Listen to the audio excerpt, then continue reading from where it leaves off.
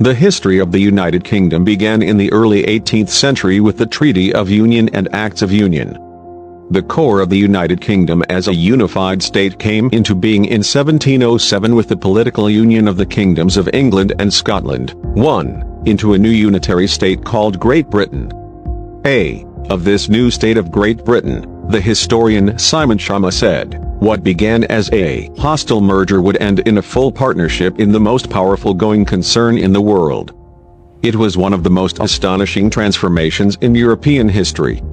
2. The Act of Union 1800 added the Kingdom of Ireland to create the United Kingdom of Great Britain and Ireland. The first decades were marked by Jacobite risings which ended with defeat for the Stuart cause at the Battle of Culloden in 1746.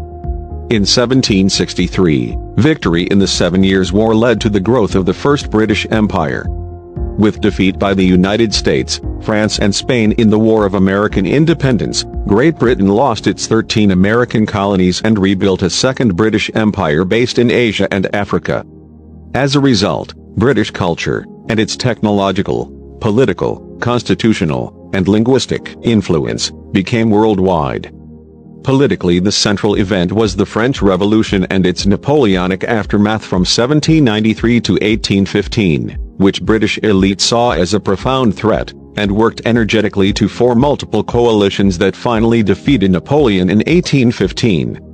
The Tories, who came to power in 1783, remained in power, with a short interruption, until 1830. Forces of reform, often emanating from the evangelical religious elements, opened decades of political reform that broadened the ballot, and opened the economy to free trade. The outstanding political leaders of the 19th century included Palmerston, Disraeli, Gladstone, and Salisbury. Culturally, the Victorian era was a time of prosperity and dominant middle-class virtues when Britain dominated the world economy and maintained a generally peaceful century from 1815 to 1914.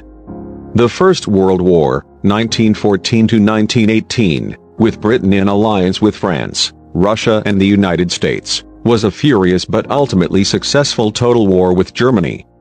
The resulting League of Nations was a favorite project in interwar Britain.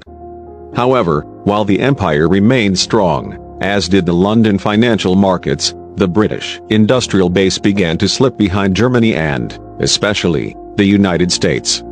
Sentiments for peace were so strong that the nation supported appeasement of Hitler's Germany in the late 1930s, until the Nazi invasion of Poland in 1939 started the Second World War.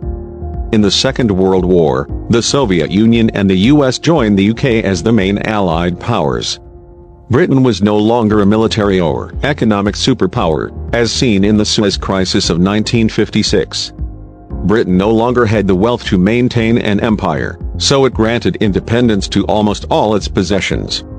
Citation needed. The new states typically joined the Commonwealth of Nations. The post-war years saw great hardships, alleviated somewhat by large-scale financial aid from the United States, and some from Canada. Prosperity returned in the 1950s. Meanwhile, from 1945 to 1950, the Labour Party built a welfare state, nationalised many industries, and created the National Health Service. The UK took a strong stand against communist expansion after 1945, playing a major role in the Cold War and the formation of NATO as an anti-Soviet military alliance with West Germany, France, the United States, Canada and smaller countries. NATO remains a powerful military coalition. The UK has been a leading member of the United Nations since its founding, as well as numerous other international organizations. In the 1990s, neoliberalism led to the privatization of nationalized industries and significant deregulation of business affairs. London's status as a world financial hub grew continuously. Since the 1990s, large-scale devolution movements in Northern Ireland, Scotland and Wales have decentralized political decision-making. Britain has moved back and forth on its economic relationships with Western Europe. It joined the European Economic Community in 1973, thereby weakening economic ties with its Commonwealth. However, the Brexit referendum in 2016 committed the UK to leave the European Union, which it did in 2020. In 1922, 26 counties of Ireland seceded to become the Irish Free State. A day later, Northern Ireland seceded from the Free State and returned to the United Kingdom. In 1927, the United Kingdom changed its formal title to the United Kingdom of Great Britain and Northern Ireland.